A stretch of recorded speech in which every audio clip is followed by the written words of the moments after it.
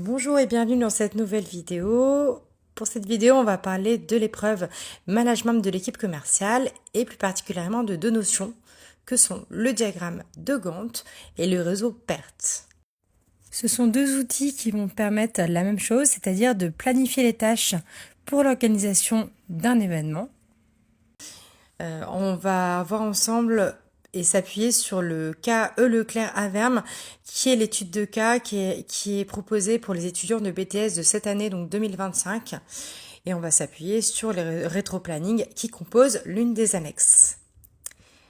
Je vais aller directement sur la page 29 et plus précisément sur l'annexe 15 qui contient donc ce fameux rétroplanning. Là, pour cette étude de cas, on va parler de l'opération Job Dating 2025. Donc c'est une opération organisée par le magasin E. Leclerc à Verme et l'objectif donc c'est de recruter plusieurs employés. Donc les personnes vont se présenter à cet événement et vont passer des entretiens professionnels d'embauche express pour être embauchées à l'un des postes proposés.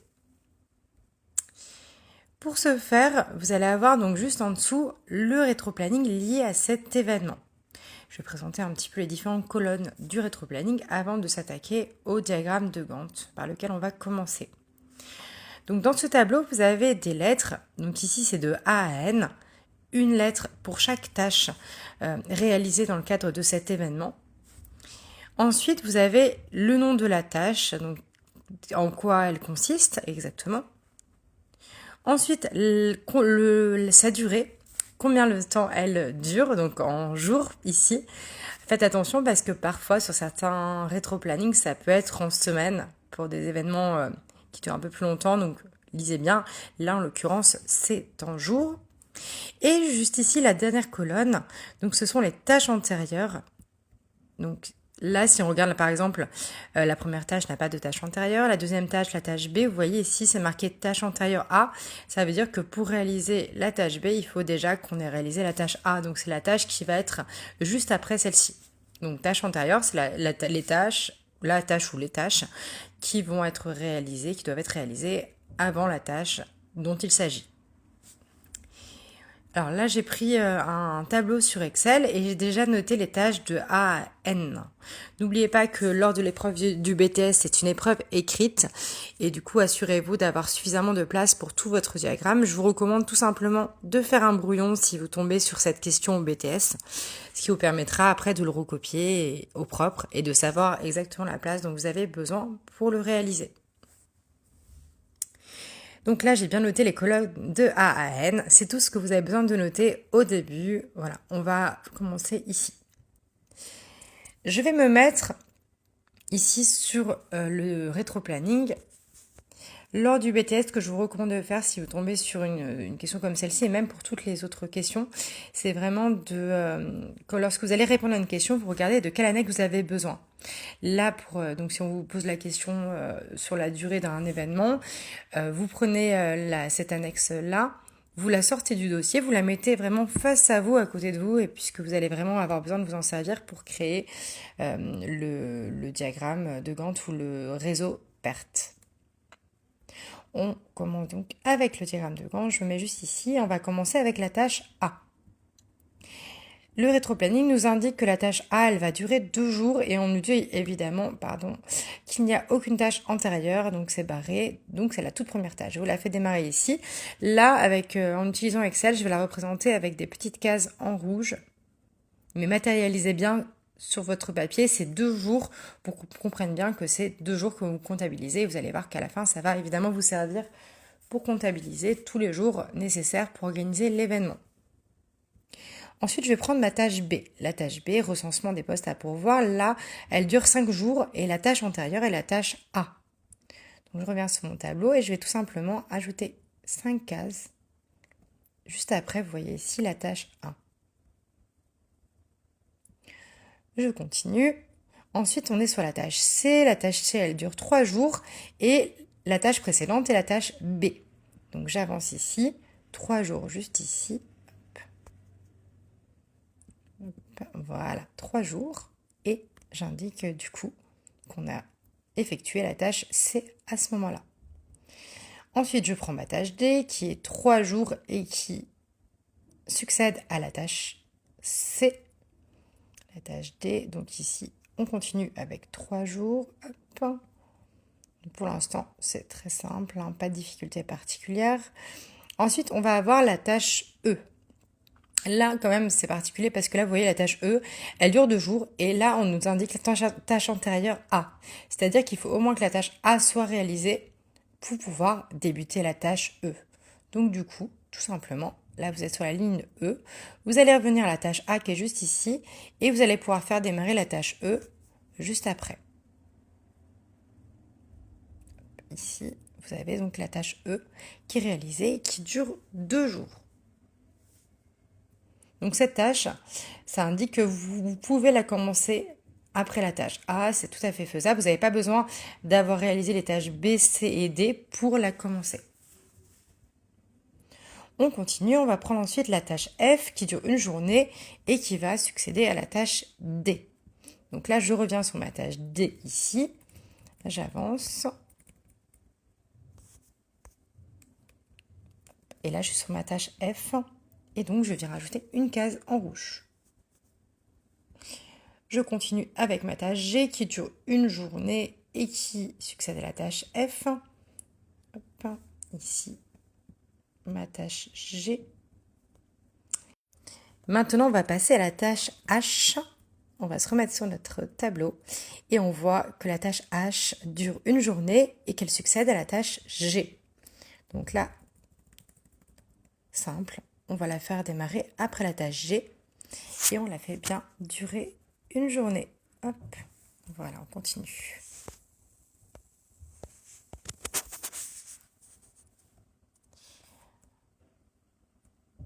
Maintenant, on va s'attaquer à la tâche I et là, vous allez voir qu'il y a une petite particularité. La tâche I dure 2 jours et pour qu'elle soit réalisée, il faut que les tâches D, E et H soient terminées. D'accord? Donc on va reprendre ici et on voit que la tâche D, juste ici, elle se termine ici.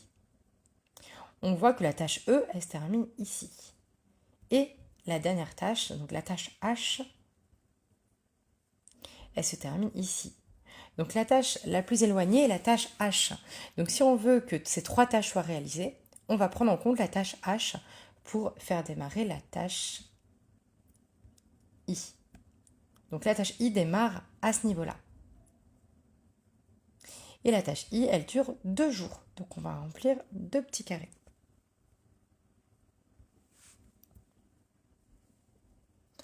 Ensuite, on va continuer. On va passer à la tâche J. Et la tâche J, c'est la diffusion et la mise en place du plan de communication. Elle dure longtemps, elle dure 13 jours. C'est la tâche qui dure le plus longtemps. Et elle va succéder à la tâche I. Donc la tâche I, c'est la dernière que on va noter. Et donc on peut faire démarrer la tâche J juste ici et noter 13 petites cases. Faites bien attention à bien mettre le bon nombre de cases, sinon ça va fausser vos résultats à la fin et vous n'aurez pas le bon nombre de jours pour réaliser l'ensemble de l'événement. 1, 2, 3, 4, 5 déjà. Hop. Je continue. 1, 2, 3, 4, 5. Donc là j'ai déjà 10 jours.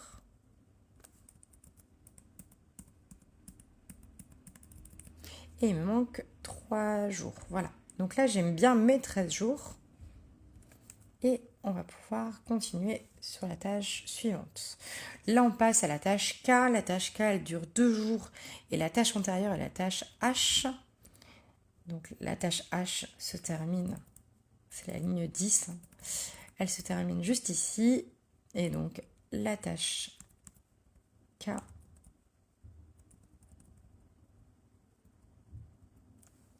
va démarrer juste après.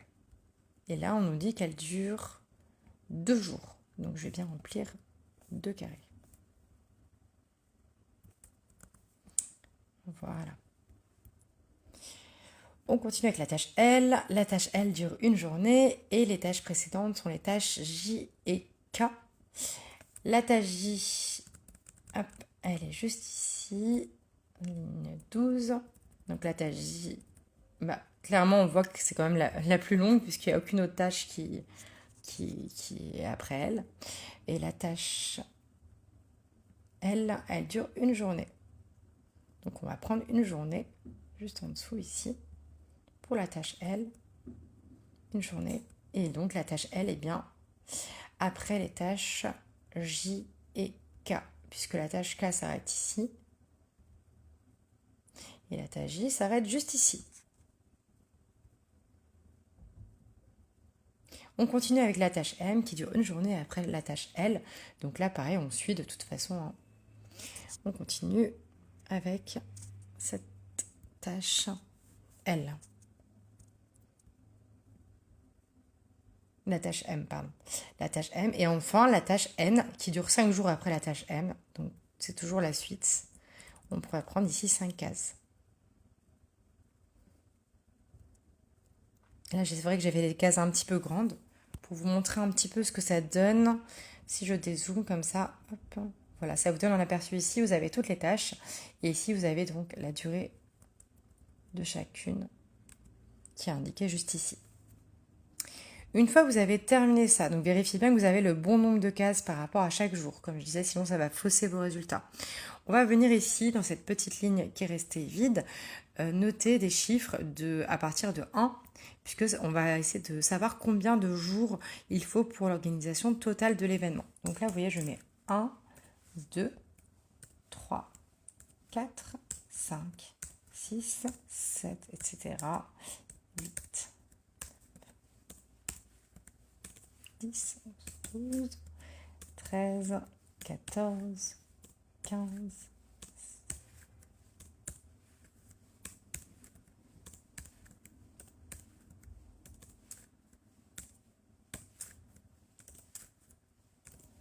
et on va voir du coup combien vous avez de jours. Et la question qu'on vous posera à l'examen, c'est vraiment combien de jours vous faut-il pour l'organisation de l'événement. On ne va pas vous demander réaliser un diagramme de Gantt. On vous pose une question claire sur une mission claire et c'est à vous de trouver l'outil qui va vous permettre de répondre à la question. Donc faites vraiment attention à ça. Et c'est vraiment à vous de vous dire, pour cet exercice-là, j'ai besoin de réaliser tel ou tel outil. 36, 37 et 38. Donc vous voyez, là on est à 38 cases. Donc là, on peut dire qu'il nous faut 38 jours pour organiser l'événement des job dating. Autre information, alors vous avez peut-être entendu parler du chemin critique. Le chemin critique contient toutes les tâches qui ne peuvent pas être réalisées à un autre moment. Donc là, vous avez la tâche A, la tâche B si je suis le chemin. Ici, vous avez la tâche C. Ensuite, la tâche D. Ensuite, on passe à la tâche F, la tâche G, la tâche H, la tâche I, la tâche J, et après vous avez les autres tâches, les tâches L, M et N. Vous voyez, ces tâches-là, en fait, elles se suivent toutes. Et en fait, clairement, si je me dis, la tâche J, je vais la faire à un autre moment, là, vous allez avoir une coupure. Donc, du coup, ça fait partie des tâches qui sont sur le chemin critique que vous ne pouvez pas faire à un autre moment. C'est obligé. Vous êtes obligé, elles sont liées avec les tâches qui sont situées avant et après. Donc, vous devez les réaliser à ce moment-là, c'est-à-dire pour la tâche J, entre le 19e jour et le 31e jour. Donc en fait, vous ne pouvez pas les changer. Par contre, si on regarde les autres tâches qui sont en dehors du chemin critique, donc vous avez la tâche E qui est juste ici et la tâche K qui est juste ici, ce sont des tâches qui ne sont pas liées avec les autres tâches en direct. Donc vous pouvez éventuellement les faire à un autre moment, tant qu'elles rentrent dans ce qui est indiqué dans le tableau, c'est-à-dire que les tâches qui doivent leur être antérieures ont bien été réalisées, elles sont plus flexibles et du coup vous pouvez les réaliser à un autre moment. Donc n'oubliez pas, chemin critique, c'est toutes les tâches qui se suivent ici. Hop, ici. Maintenant, on va s'attaquer au deuxième outil qui est le réseau PERT. Pour cela, on va reprendre le rétro-planning qui est juste ici. Ce que je vous demanderai de faire pour pouvoir suivre la vidéo, c'est de le garder sous vos yeux pendant qu'on fait le réseau PERT, puisque je vous ai créé une petite animation avec PowerPoint. Donc je vais mettre sur mon PowerPoint et quand je vais lancer le diapo, du coup je pourrai pas forcément revenir à chaque fois sur le rétro-planning. L'objectif c'est que vous compreniez bien comment faire. Après les chiffres ils sont notés sur la feuille, sur l'annexe. Donc l'idée c'est que vous puissiez suivre ce que je dis et bien comprendre comment on construit ce réseau. Je vais mettre en mode diapo et on va démarrer. Donc tout d'abord, vous avez le début. Dans tous les réseaux pertes, il y a un début et vous allez voir, ça se matérialise comme ça avec ce petit cercle et ces petits espaces juste ici qui restent vides dans lequel on pourra indiquer tout à l'heure le chiffre 0 pour marquer le début. On va commencer à construire notre réseau pertes. Pour cela, on va prendre la tâche A. Et la tâche A, on nous dit qu'elle dure 2 jours et c'est la toute première. Donc, vous inscrivez ici A et entre parenthèses 2 le nombre de jours. Vous la matérialisez avec cette petite flèche. Et là, on va venir apposer ce petit cercle qui marque l'étape numéro 1. Donc là, à ce niveau-là, la tâche a été réalisée.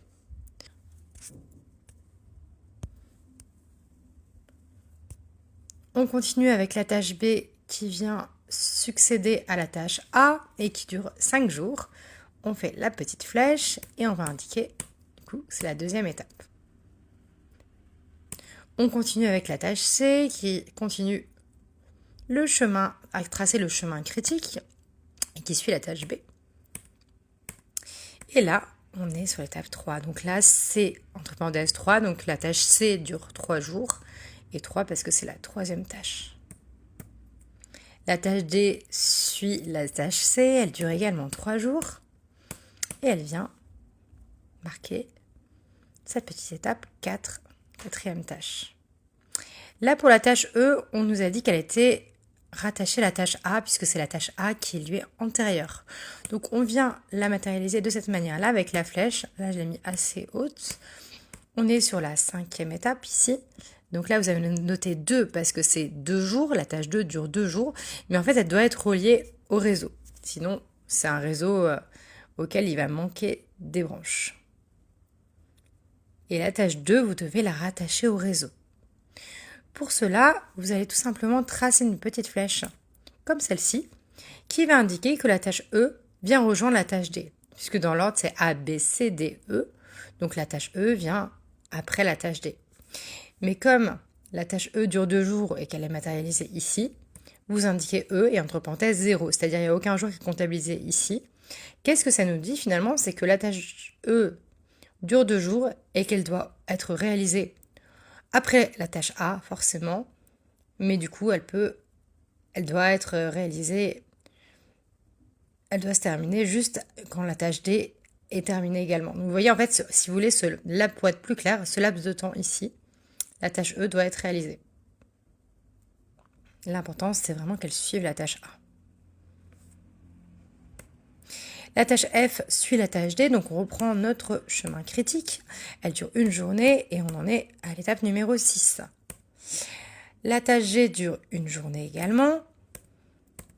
On en est à la tâche numéro 7. On continue. La tâche H ici aussi, pas de difficulté particulière, elle suit la tâche G. Elle dure 1 journée. La tâche I dure 2 jours, elle suit la tâche H. La tâche J dure 13 jours, elle suit la tâche I. Donc là, c'est vrai que je n'ai pas fait de flèche spécialement plus grande. J'aurais pu la faire un peu plus grande pour matérialiser le fait que ça dure 13 jours. Mais là, je voulais absolument que ça tienne dans un espace suffisant pour vous bien tout vous montrer. Voilà, l'important, c'est qu'on voit que c'est marqué 13 ici. Donc c'est bien 13 jours. Faites bien attention également à bien noter le bon nombre de jours. Parce que si vous vous trompez, pareil, ça va fausser tout votre calcul à la fin pour savoir combien de jours il vous faut pour l'organisation de l'événement.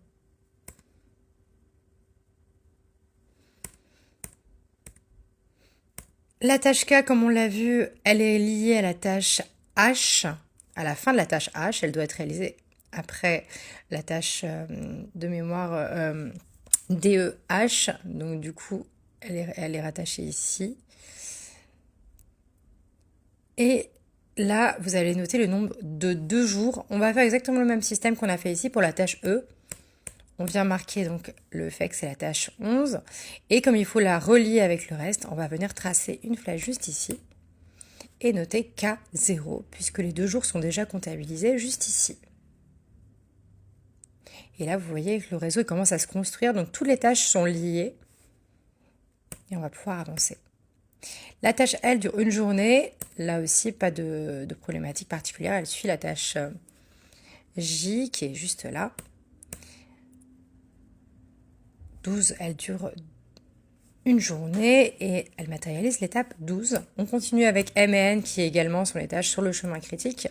Donc M, une journée 12 et N, 5 journées.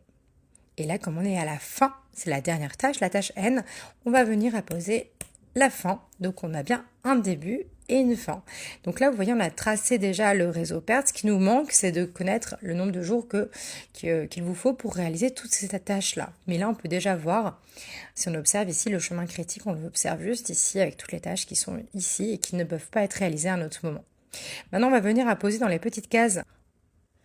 La case de gauche va indiquer le jour le plus tôt auquel il faut réaliser la tâche. Et la case de droite va indiquer le jour le plus tard. Donc là, on va commencer à mettre 0 pour indiquer le début, c'est 0, très simplement. Et on va venir compléter toutes les cases de gauche de nos cercles. Là, on a 0, on ajoute 2 jours. Donc là, vous notez 2. Ensuite, 2 plus 2 égale 4. On continue. Donc là, c'est des additions, c'est très simple. 2 plus 5 égale 7. 7 plus 3, ici, on va pouvoir noter 10. 10 plus 3, ça fait 13. 13 plus 1, ça fait 14. 14 plus 1, ça fait 15. 15 plus 1, ça fait 16. 16 plus 2, 18. 16 plus 2, également 18. 18 plus 13, ça fait 31. 31 plus 1, ça fait 32. 32 plus 1, 33. Et 33 plus 5, ça fait 38. Donc vous le voyez, on est arrivé au même nombre de jours que le diagramme de Gantt. Donc c'est le bon nombre, c'est parfait. Donc il nous faut 38 jours pour réaliser l'ensemble de l'opération. On va recopier le chiffre 38 ici, puisque à la fin, il nous faut 38 jours, sinon on n'aura pas le temps de réaliser toutes les tâches. Et cette fois, on va revenir en arrière en faisant des soustractions. 38 moins 5, ça nous fait 33. Donc vous voyez, 33. 33 moins 1, ça nous fait 32. 32 moins 1, on obtient 31. 31 moins 0, on obtient 31. Et là, on va suivre notre chemin critique. On reprend vraiment le chemin critique. 31 moins 13, ça fait 18. 18 moins 2, ça nous fait 16. 16 moins 1, 15. 15 moins 1, 14. 14 moins 1, 13. 13 moins 0, 13. 13 moins 3, 10. 10 moins 3, ça fait 7. 7 moins 5, ça fait 2.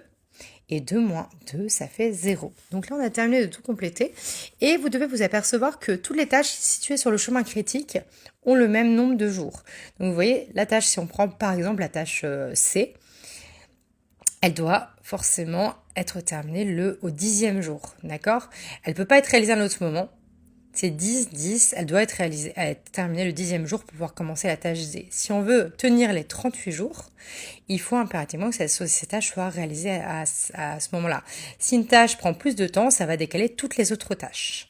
En revanche, si on observe les tâches qui ne sont pas sur le chemin critique, donc la tâche E et la tâche K, vous voyez que là, elle peut être réalisée entre le 4e jour et le 13e jour, et la tâche K peut être réalisée entre le 18e jour et le 31 jours. Ça, le jour importe peu entre ces jours-là, ces périodes. Ça ne va pas influer sur les autres tâches. Voilà, donc on a construit notre diagramme. Donc là, la conclusion, c'est donc que il nous faut 38 jours pour organiser cet événement. Et le chemin critique est composé de toutes les tâches qui sont ici A, B, C, D, F, G, H, I, J, L, M et N. Avant de terminer cette vidéo, je voudrais vous montrer le sujet de BTS 2022 qui portait sur le cas contexte Gémeaux. Et du coup, ils sont tombés sur cette planification des tâches. Donc, je voulais vous montrer un petit peu à quoi ressemblait la question qui avait été posée. Donc là, c'était la mission 1 et la préparation et le suivi de l'opération qui était l'opération de rentrée des classes. Et vous voyez que la question était posée de cette manière-là. L'opération commerciale de rentrée des classes qui commencera le 29 août en magasin nécessite une préparation en amont de l'événement. Donc, c'est l'objectif de l'outil de planification des tâches. L'organisation initialement prévue est modifiée. Donc, vous voyez que dans le sujet, on vous change obligatoirement un paramètre, on vous donne une modification. C'est vraiment l'objet de ce BTS. Lorsqu'on vous pose des questions dans les missions, c'est vraiment un cas qu'on vous pose et c'est pas juste prenez l'annexe et faites le travail. Il y a toujours des modifications ou une situation bien particulière. Donc là, vous voyez, on vous dit l'activité préparation et envoi dans la campagne de communication locale dure 3 jours au lieu d'une journée. Et l'activité réception et contrôle de la nouvelle collection dure 2 jours et demi au lieu d'une journée. Avant de voir la question, vous voyez, vous avez en dessous l'annexe qui correspond, donc qui est présente évidemment dans le dossier donné le jour de l'épreuve. Et c'est à vous de voir de quelle tâche il s'agit et de modifier le nombre de jours par rapport à ce qui vous est demandé. Moi, ce que je vous recommande de faire dans ces cas-là, je reviens sur la mission, c'est vraiment de prendre votre annexe avec votre rétro-planning et si vous tombez sur ce type de questions, vous barrez le nombre de jours initialement prévu et vous notez le nouveau nombre de jours. Ça vous évite de vous tromper lorsque vous allez créer votre diagramme de Gantt ou votre réseau perte. Donc là, la question, vous voyez, qui vous est posée, c'est évaluer l'impact de ces changements sur l'organisation et la durée de l'opération de rentrée des classes. Pour le coup, il faut réaliser donc un diagramme de Gantt ou un réseau perte. Et en fait, l'objectif, c'est de voir si le fait de changer la durée de ces tâches-là, ça va influer sur la durée totale de préparation de l'événement. Donc, en gros, si ces tâches font partie du chemin critique, ça va forcément décaler l'organisation. Si ces tâches ne font pas partie du chemin critique, potentiellement, ça ne va pas perturber l'organisation.